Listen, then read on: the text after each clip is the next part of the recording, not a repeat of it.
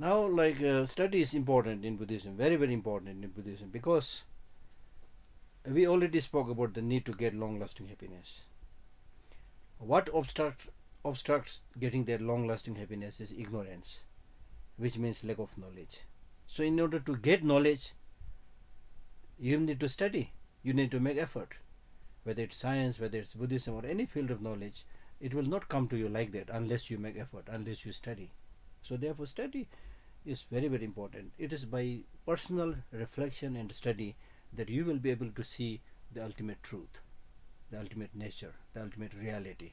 And once you are able to see the ultimate reality, then you will be able to see clearly that in the ultimate sense of the term, how everything is interrelated, interconnected. So there is no room for fighting or conflict if you understand this, you see. So to make a long story short, knowing the reality is very important to remove ignorance, which is the main cause of suffering.